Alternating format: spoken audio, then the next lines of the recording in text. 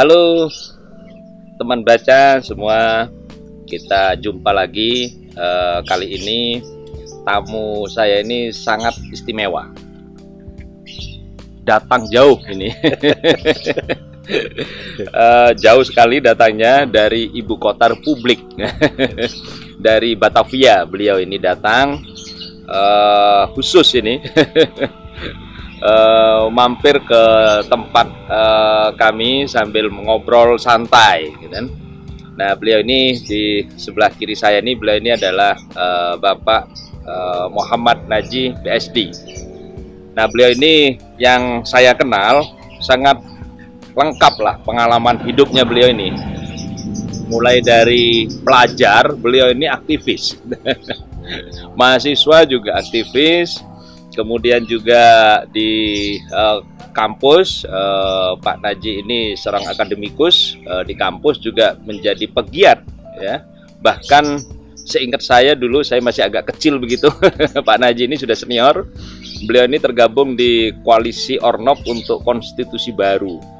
Jadi beliau ini udah betul-betul tahu lah kira-kira bagaimana arah bangsa ini. Tapi jangan ngomong yang serius. Ngomong santai saja. Dan saya cek nih di Google, beliau ini karya-karyanya ada buku Politik Hukum Pidana, ada Pengantar Hukum Indonesia, ada Pengawasan Kebijakan Publik, dan citasinya sudah lumayan banyak gitu ya. Ribuan ya disitasi orang. Dan luar biasa juga ternyata di awal 2021 atau penghujung 2020 Pak Naji ya, terus ke Batavia ya. Awal 2021. Awal 2021 beliau ini harus menunaikan tugas negara di ibu kota Republik di Jakarta. Beliau ini sekarang menjabat sebagai Ketua Ombudsman Republik Indonesia. Nah, para sobat semuanya, kita tahu nih ombudsman itu apa sih? Ini barang apa itu kan? Kok tahu-tahu ada ombudsman ini apa? Mungkin saya juga apa sih? Nah, ini kebetulan ada Pak Naji. Sehat selalu Pak Naji ya? Alhamdulillah sehat. Selamat berjumpa untuk semua. Silakan nyapa dulu Pak Naji. Apa? Kawan-kawan pembaca. Pembaca, sobat pembaca. Sobat pembaca. Ya. Semoga selalu sehat dan terus beraktivitas. Ya, Pak Naji, ini kan ngomong yang santai, jangan yang serius-serius. Iya, iya. Biar nanti yang like, yang ngelihat di YouTube itu, aduh kok serius semua ini. Nah, ombudsman itu apa sih Pak Naji? Iya. Ombudsman itu kalau dari secara apa itu harfiah ya. Ya. Itu berasal dari kata Swedia ya, yang artinya itu sahabat atau apa namanya, wali ya, wali, orang yang mewakili ya. Ombudsman itu berasal dari kata Skandinavia atau yang utama itu dari Swedia karena memang diambil dari bahasa Swedia. Nah, sejarahnya ketika Raja Charles II, seorang raja Swedia yang terusir pada abad ke-18 ya. Kemudian mereka ini pergi ke Kesultanan Ottoman di Turki. Nah, di Kesultanan Ottoman Turki itu melihat ada lembaga pengawas ya, yang bertugas untuk menyelesaikan keluhan-keluhan masyarakat. Berarti duluan Turki ya, daripada Turki, ya? Swedia ya? Daripada Swedia. Namanya Qadhi al-Qadhat. Ya. Qadhi al-Qadhat. Qadhi al-Qadhat. Ya. Apa itu Pak? Nah, Qadhi al-Qadhat itu ya semacam, karena Qadhi itu pengadil, hakim. Ya. Tetapi hakim yang menyelesaikan keluhan publik. Oh, berarti khusus ya? Ya, khusus. Bukan hakim yang menghukum ini ya? Bukan, tapi hanya mengawasi, menyelesaikan kalau ada keluhan-keluhan pelayanan di masyarakat, dia selesaikan gitu. Nah, itulah menurut Raja Swedia ini, wah ini perlu dikembangkan nanti kalau saya kembali ke negara. Direplikasi. Nah, kemudian ketika pulang ke Swedia, kemudian direplikasi. Qadhi al-Qadhat ini menjadi ombudsman itu. Ya. Nah, memang kemudian ketika Kesultanan Ottoman kemudian berakhir jatuh, apa namanya, dan Raja Charles ini kembali ke Swedia, kemudian dikembangkanlah pola itu, di mana istilahnya mengambil istilah Swedia sendiri, tidak istilah dari karena mungkin ya bukan orang Islam ya, sehingga tidak mau menggunakan istilah Arab. Nah, kemudian muncullah ombudsman di negara-negara pelopor ombudsman itu memang di negara-negara Skandinavia, di mana sampai hari ini kita melihat indeks persepsi korupsinya paling bersih, paling rendah, dan memang karena ombudsmannya sangat fungsional gitu. Nah, dari situlah kemudian ketika Presiden Gus Dur itu menjadi presiden, kemudian mempunyai ide yang sama gitu, untuk membentuk ombudsman di negara Indonesia ini. Maka lahirlah Kepres nomor 44 tahun 2000 membentuk namanya Komisi Ombudsman Nasional. Nah, kemudian waktu itu dipilih ketua pertama itu namanya Pak Antonius Suyata, dan tokoh-tokohnya banyak, ada Profesor Sunaryati Hartono, ada Prof. Bagirmanan, ada Pak Teten Mas Duki, dan banyak yang lain. Ada 7 orang juga, 9 orang ya waktu itu ya. Nah, kemudian setelah generasi Pak Antonius Suyata itu tahun 2008 lahirlah undang-undang periode kedua itu dari Pak Antonius, lahirlah Undang-Undang Nomor 37 tahun 2008 tentang Ombudsman. Berarti periode pertama itu keputusan presiden. Iya, masih Komisi Nasional KON namanya ya. Kemudian periode kedua setelah Undang-Undang 37 tahun 2008 itu lahir, maka menjadi Ombudsman Republik Indonesia. Nah, fungsinya di dalam undang-undang itu disebutkan bahwa Ombudsman itu adalah lembaga negara yang diberi tugas untuk melakukan pengawasan terhadap penyelenggara pelayanan publik. Penyelenggaraan maksud saya, penyelenggaraan pelayanan publik, baik itu oleh penyelenggara negara, oleh penyelenggara pemerintahan, oleh badan usaha milik negara, oleh badan usaha milik daerah, ataupun swasta, perorangan yang didanai oleh APBN atau APBD yang bertugas melayani publik. Nah, ini menarik ini. Kalau misalnya mengawasi badan-badan publik.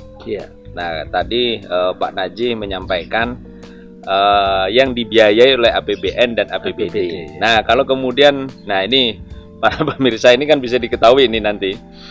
Kalau lembaganya separuh dibiayai oleh negara dan separuh dibiayai sendiri, nah apakah ombudsman juga bisa masuk ke situ? Bisa. Bisa ya, berarti. Nah, jadi hati-hati nih.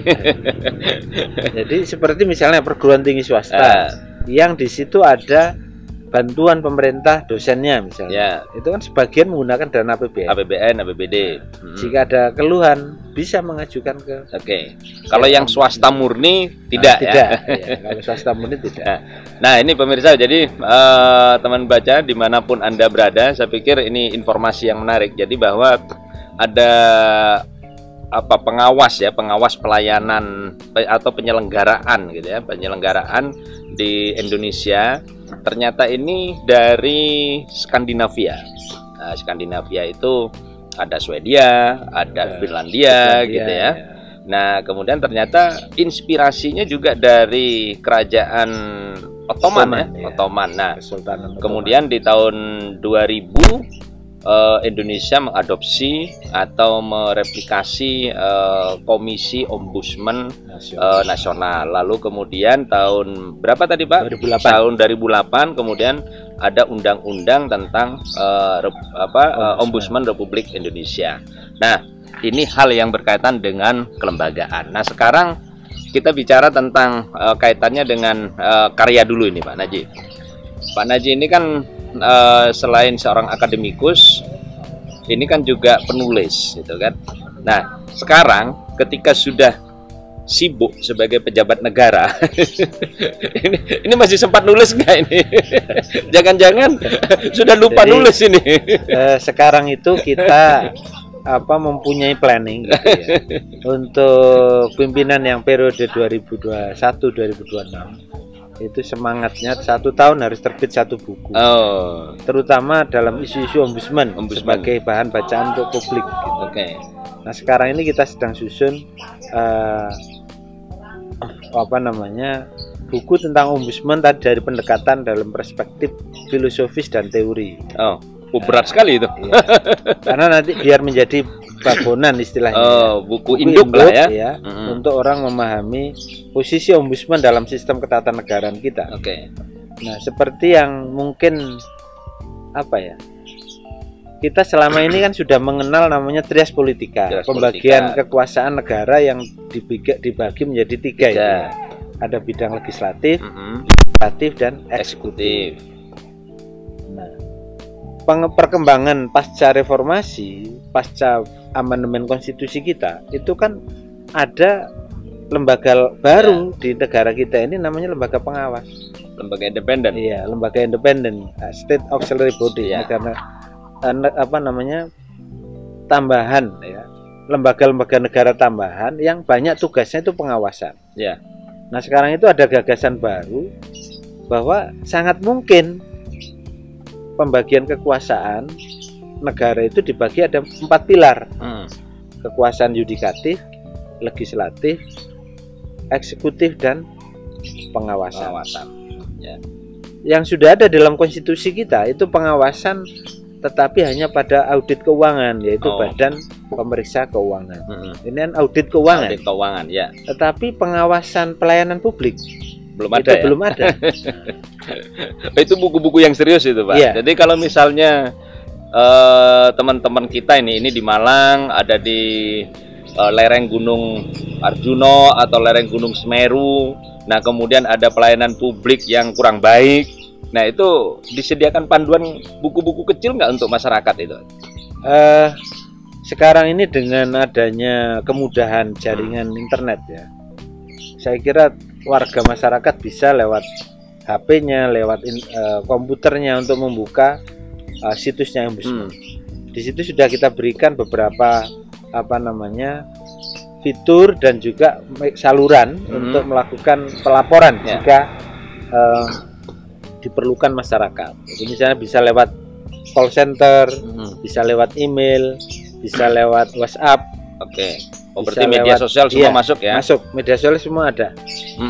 Kemudian bisa lewat datang langsung atau kirim email atau kirim surat langsung. Jadi platform yang kita kembangkan untuk mekanisme pelaporan masyarakat itu sangat terbuka dan masyarakat bisa menggunakan semua pilihan itu. Nah, kembali ke buku tadi Pak Najib. Ini kan komitmennya setiap komisioner itu akan menulis. Nah, dari Januari 2021 hingga sekarang ini sudah hampir 1 semester. Nah, Februari. Nah, Pak Najib sendiri sudah punya gambaran untuk menulis atau sudah ada karyanya atau masih belum? Sudah. Draftnya sudah jadi ya. Tapi belum semua pimpinan ini ngumpulkan gitu. Itu jadi kesulitan nggak waktunya, Pak Najib ini harus sebagai pejabat negara tentu waktunya nyaris ya habis lah ya waktunya, baik itu di kantor, di jalan. Nah, gimana caranya bagi waktu ini? Bagi waktu melayani tamu, urusan kenegaraan, kemudian urusan keluarga mungkin sudah lupa Pak ya. Waktu menulis kira-kira gimana? Ya, ini kita kembangkan pendekatan yang reflektif dan kooperatif ya. Artinya itu begini. Di ombudsman itu kan banyak asisten-asisten yang mempunyai kemampuan untuk menulis, nah itu kita ajak diskusi, mereka yang kemudian mengembangkan telaah, yang itu nanti tentu kolaboratif sifatnya ya. Jadi setelah jadi tulisan, nah kemudian tidak hanya nama saya sendiri, tentu ada nama tim lah. Tim ya. Gitu. Nah itu cara kita untuk supaya segera ada bentuknya. Gitu. Nah sekarang ombudsman itu tentu masuk ke wilayah Republik Indonesia Pak ya, semua berarti seluruh wilayah. Seluruh wilayah. Nah ombudsman itu seluruh wilayah, apakah di provinsi-provinsi di Indonesia ini yang saya lupa provinsi itu ada berapa 34. puluh, ada 34 ya. Ya. Itu ada semua nggak itu kantornya? Kita alhamdulillah sekarang ini sejak tahun 2019 Ya, sudah membentuk perwakilan di tingkat provinsi. provinsi. Rencana tahun 2023 nanti setelah anggaran kita cukup, kita akan kembangkan di tiap kabupaten. Oh, di tiap kabupaten. Berarti ada sekitar berapa itu? 500-an. Iya, 550 berapa itu. Oke. Itu program di periodenya Pak Naji ini ya, atau program periode ini. Nah, sekarang tadi sudah kita bicara tentang buku, bicara tentang ombudsman. Nah, sekarang bicara agak setengah serius gitu. Nah, Pak Naji ini kan ahli hukum pidana. Nah, bahkan buku-bukunya itu yang banyak disitasi orang itu tentang politik hukum pidana. Nah, politik hukum pidana kira-kira dikaitkan dengan tugas pekerjaan Pak Naji selaku komisioner ombudsman, kira-kira bagaimana Pak? Iya, sebenarnya ini sangat bertolak belakang. Oh, bertolak belakang malah. Berarti ini karena ombudsman itu tugasnya lebih kepada hukum administrasi negara, sedangkan hukum pidana itu kan rumpun ilmu hukum yang bicara mengenai perbuatan-perbuatan kejahatan dan hukumannya. Berarti gitu kan. Tapi tidak salah kamar kan ini. Ya. Tetapi pada satu sisi ini beda wilayah kajian, tapi masuk dalam rumpun bagian hukum publik. Oh ya, masih publik, masuk ya. gitu masih. Nah, tetapi menariknya gitu dalam konteks penyelenggaraan pengawasan pelayanan publik ini, ya tentang pemahaman tentang konstruksi perbuatan-perbuatan yang dianggap maladministrasi, itu mudah kita pahami dengan menggunakan konsep yang sudah selama ini saya dalami gitu, tentang konsep tindak pidana, konsep perbuatan melawan hukum. Ya. Nah, sama dengan konsep maladministrasi itu juga akan ketemu perbuatan yang melawan hukum yang seperti apa kalau itu masuk konteks maladministrasi. Sehingga sekarang itu kita bisa pilah-pilah dalam norma hukum itu ada namanya perbuatan melawan hukum dalam ranah hukum administrasi, perbuatan melawan hukum dalam ranah hukum perdata, hukum bisnis, dan perbuatan melawan hukum dalam ranah hukum pidana. Nah, itu akhirnya kita bisa mudah membedakan gitu, karena kamar-kamarnya tentu berbeda. Betul. Nah, implikasi hukumnya juga berbeda. Gitu, ya. Ini bisa jadi serius sekali ini. Nah, sekarang kita ngomong betul-betul yang tidak serius, Pak Naji. Iya. Silakan. Ini kalau sudah ngomong dengan ahli hukum ini, kita ini ketarik-tarik juga nanti kan.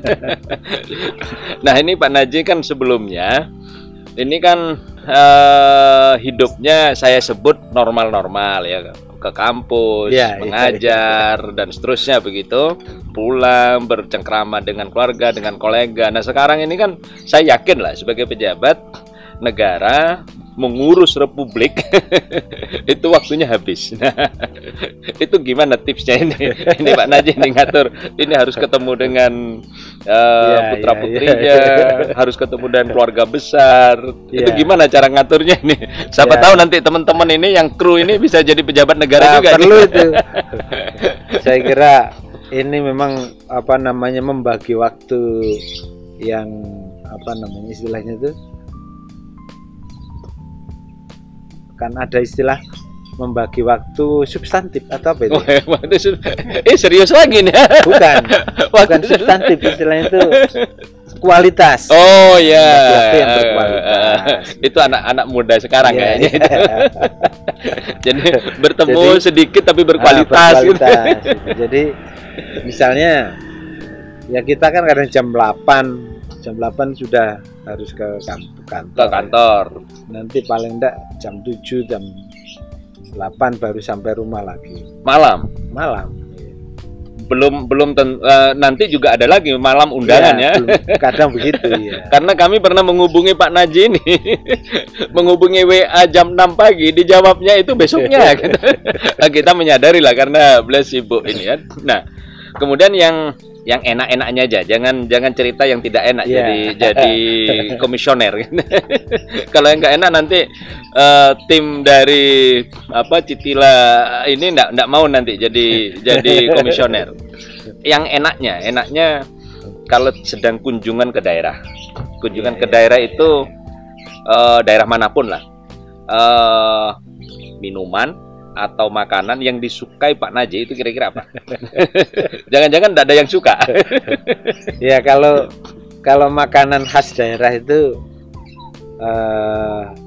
pasti kita diberi peluang ya untuk mencoba.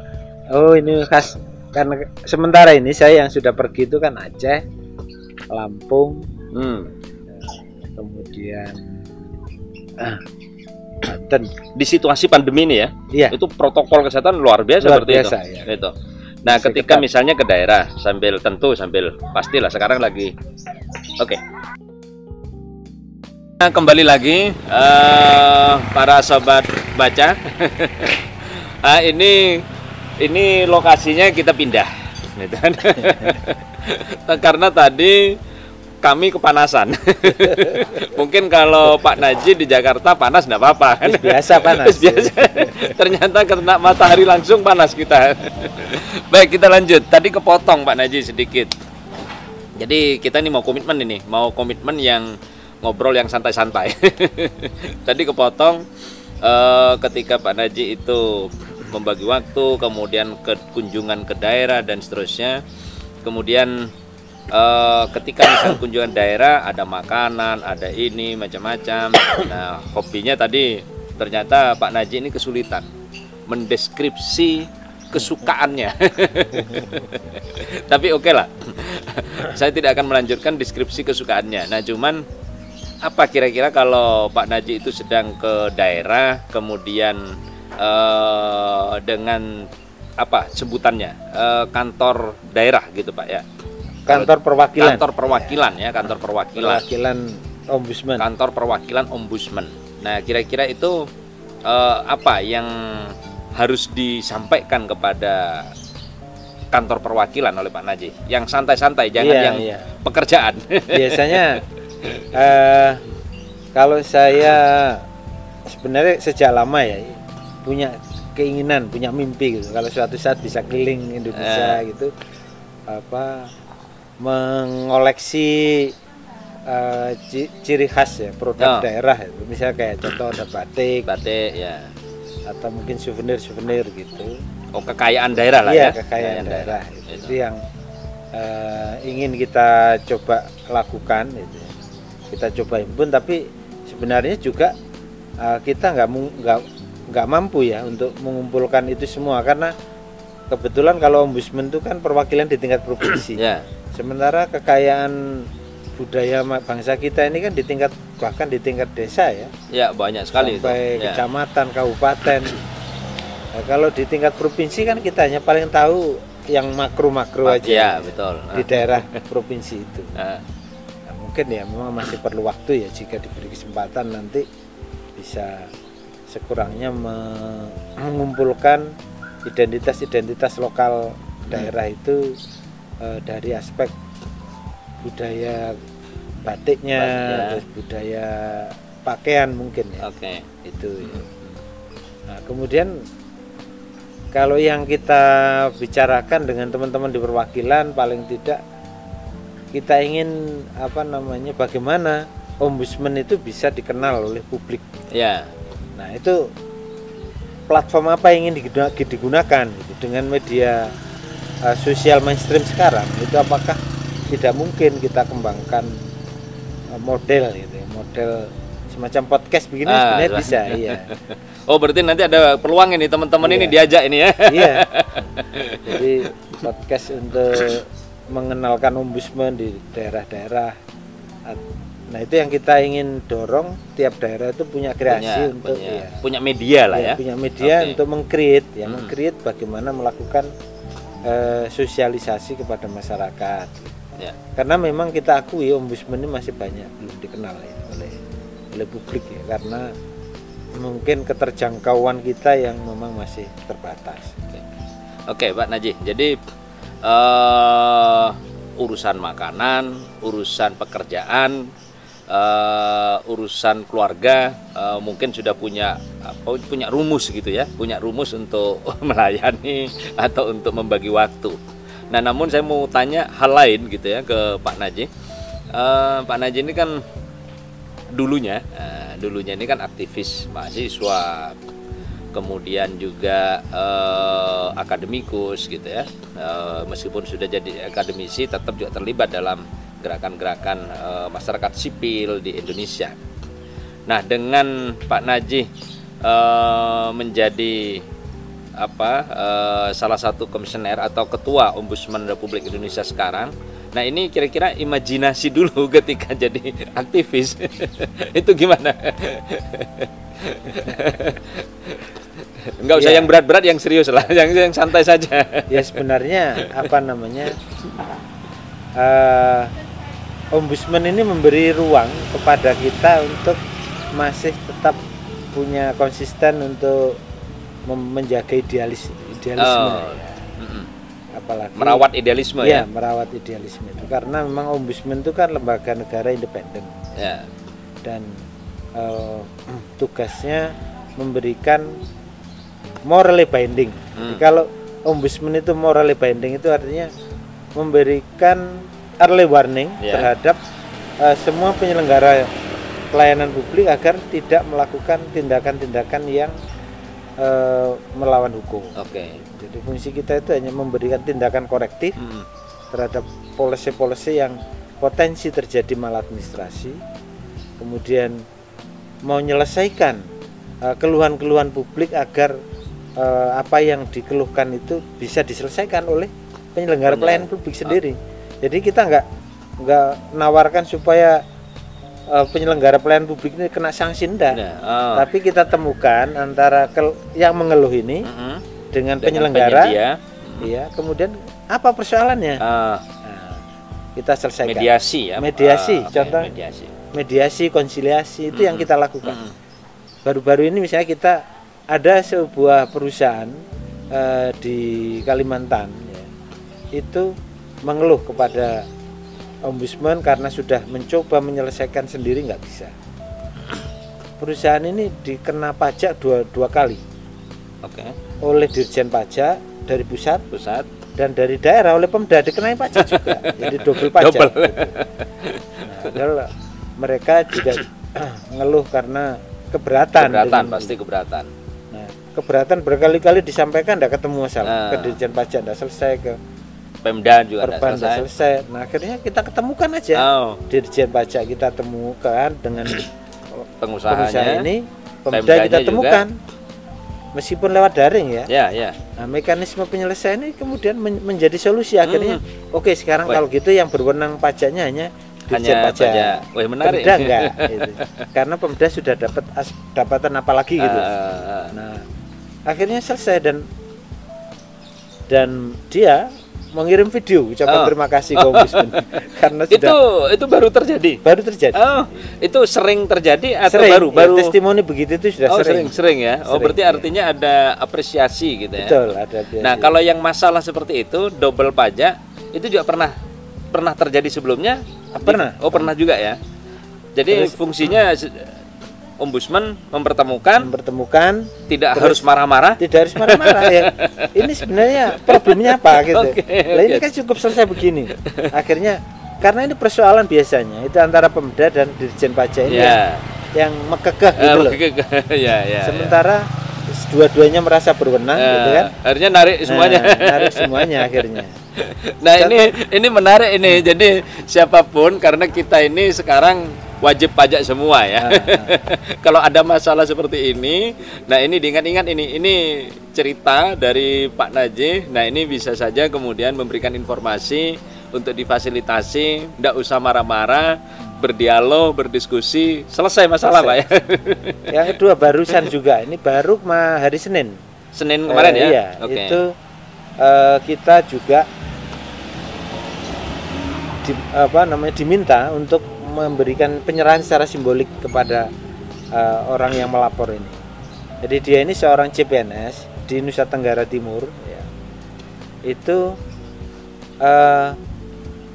CPNS ini dulu adalah anak buahnya bupati, artinya keluarga bupati lah. Bupati, ya. Diterima CPNS. Kemudian CPNS ini tentu kan tidak mendukung calon yang lain, tentu calon bupati ini. Akhirnya terpilihlah bupati ini. Karena terpilih, CPNS orang ini NIP-nya nggak dikeluar-keluarin. Beda afiliasi politik. Iya. Menarik. Nah, ini bupatinya sudah nggak jadi kan? Nggak jadi. Nah, ditahan ini. Sudah 2 tahun. Ada juga ya. Nah, kemudian lapor ombudsman.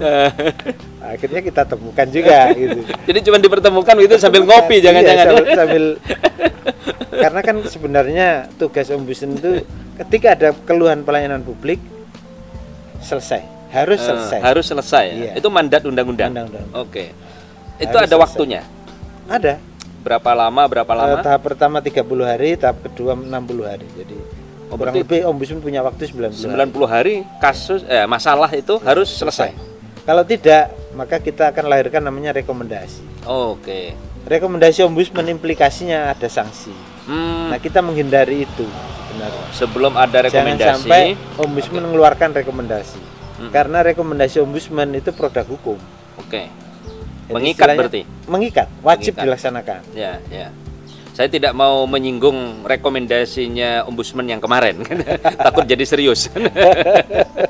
Nah, kalau sudah rekomendasi keluar, berarti harus dijalankan. Harus dijalankan. Kalau tidak dijalankan, ada sanksi. Ada sanksi terhadap orang yang dikena lembaga yang dikenai. Nah, oleh atasannya. Oh, oleh atasannya. Iya, ada sanksi pembinaan, ada sanksi administrasi, ada bisa jadi sanksi misalnya seperti mutasi begitu ya. Si pejabat yang mengeluarkan tadi ya kebijakan. Oh, begitu. Dan itu akan diambil oleh atasannya gitu. Apa itu kewenangan yang dari dulu memang yang melekat ke ombudsman ya. Nah, ini para sobat baca semua ini juga bisa melihat ini yang disampaikan oleh Pak Naji. Ternyata ombudsman yang tadi hanya soal administrasi, ternyata rekomendasinya sangat mengikat secara hukum. Kalau nggak patuh kita kena sanksi. Dan itu makanya kita menyebut bahwa mahkota ombudsman itu adalah rekomendasi ombudsman. Rekomendasi ombudsman ya. Jangan dipotong. Rekomendasi saja, tapi rekomendasi ombudsman. Oh, 2 kata itu harus satu kesatuan. Satu kesatuan. Oke. Kalau cuma rekomendasi nah itu kualitas rekomendasinya mungkin dipahami seperti biasa saja. Oh, terputus ya. Jadi kalau rekomendasi ombudsman mewakili kelembagaan itu ya. Itu produk hukum. Produk hukum ya. Yang mengikat dan wajib dilaksanakan. Itu di dalam undang-undang ombudsman, dan luar biasa lagi diatur dalam undang-undang pemerintahan daerah. Itu ada di dalam pasal 351. Hafal Pak ya. Jadi pasal itu merekomendasikan bahwa setiap kepala daerah yang tidak melaksanakan rekomendasi ombudsman maka akan mendapat pembinaan dari Menteri Dalam Negeri. Ada gitu sanksi administrasi. Oke. Nah, ini khusus yang daerah ya, kepala daerah. Kalau yang untuk instansi di atas kepala daerah juga sama ya? Sama. Kalau di tingkat kementerian atau lembaga negara itu sebenarnya kewenangan presiden, lembaga pembina utamanya. Oke, Pak Naji, ini kita bercerita banyak. Pak Naji juga sudah banyak memberikan informasi yang cukup menarik dan baru bagi kita semua. Nah, ini yang terakhir mungkin kita mau bertanya ini ke Pak Naji. Pertanyaannya yang pertama, kira-kira akhir tahun ini sudah ada buku baru nggak yang sudah ditulis? kan topiknya tadi kan hal-hal yang sederhana tentang buku. Ya, mudah-mudahan ada. Kalau yang sedang proses kan sudah ada kan. Karena kan katanya sih peradaban sebuah bangsa itu bisa dilihat dari tulisan. Nah, tulisan itu adalah menjadi ukuran dari sebuah peradaban bangsa. Nah, yang sedang kita susun itu buku yang agak serius sebenarnya, yaitu eksistensi lembaga independen Ombudsman sebagai lembaga pengawas independen dalam sistem ketatanegaraan Indonesia. Wah, ini serius sekali ini. Nanti kalau ada buku yang tidak serius-serius yang apa namanya yang bisa dibaca oleh masyarakat banyak, mungkin juga boleh diterbitkan. Boleh, ya.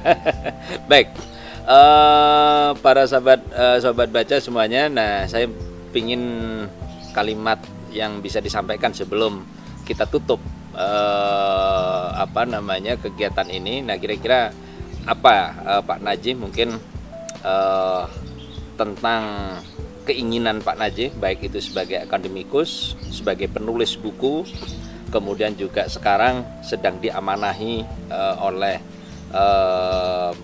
oleh negara gitu ya, memimpin sebuah lembaga negara.